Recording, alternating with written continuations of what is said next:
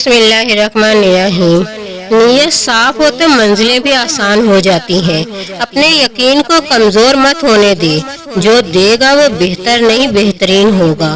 یہ زندگی آزمائشوں کا سمندر ہے، بس کہیں صبر تو کہیں شکر کی آزمائش ہے۔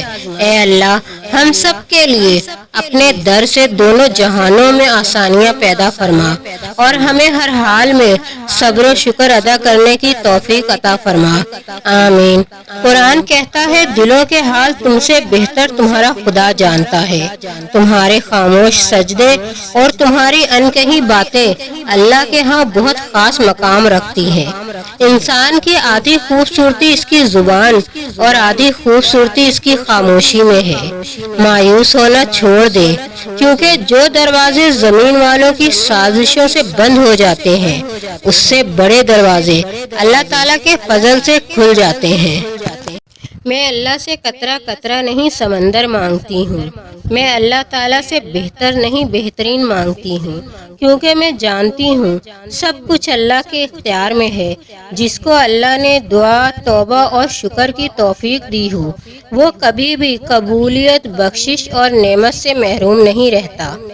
ایمان کی نعمت کے بعد عزت، تندرستی اور رزق سے بہتر کوئی نعمت نہیں۔ اللہ تعالیٰ زندگی کے ہر موڑ پر ہمیں عزت، صحت اور رزق میں برکت نصیب فرمائے، آمین۔ ماں باپ کا سہارا ایسے بنو جیسے بچپن میں وہ تمہارا سہارا تھے۔ جینے والوں کی قدر کیجیے، کیونکہ مرنے والا اپنی تعریفیں نہیں سن سکتا۔ غصہ بہت ہی برا ساتھی ہے جو عیبوں کو ظاہر کر دیتا ہے، برائی کو نزدیک اور اچھائی کو دور کر دیتا ہے۔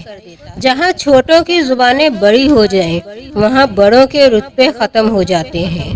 مسکراتے رہا کریں، کیونکہ دنیا کے سارے دکھ صرف آپ کی ملکیت تھوڑی ہیں۔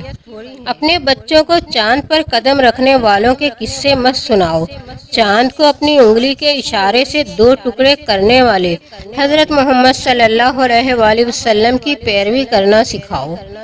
خوش قسمت ہے وہ انسان جس کے لیے کوئی روئے، اور بد قسمت ہے وہ انسان جس کی وجہ سے کوئی روئے۔ لفظ انسان کے غلام ہوتے ہیں مگر صرف بولنے سے پہلے، بولنے کے بعد انسان اپنے الفاظ کا غلام بن جاتا ہے۔ کچھ لوگوں کی امیری بھی سمجھ نہیں آتی۔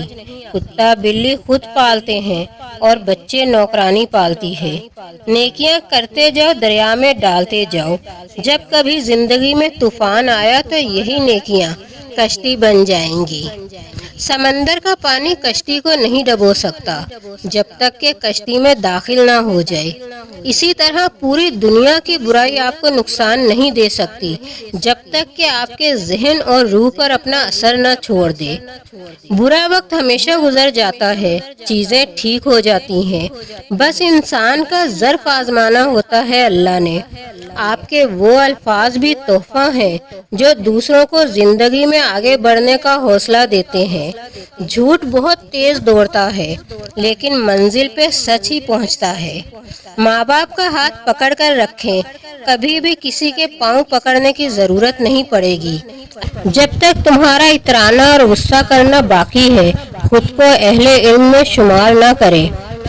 اپنی اندھیری قبر کو خود روشن کرنے کی تیاری کریں۔ آج زندہ انسان سے لوگ وفا نہیں کرتے، کل مٹی کے ڈھیر کے لیے کون دعا کرے گا؟ ہو سکتا ہے آپ کے پاس بانٹنے کے لیے کچھ نہ ہو، لیکن شکر ادا کرنے کے لیے کچھ نہ کچھ ضرور ہوگا۔ انسان کی آدھی خوبصورتی اس کی زبان اور آدھی خوبصورتی اس کی خاموشی میں ہے۔ زندگی یوں ہی نہیں گزرتی، رویوں میں لچک اور دلوں میں گنجائش رکھنی پڑتی ہے۔ زبان الفاظ کہتی ہے، لہجہ سچ بتاتا ہے۔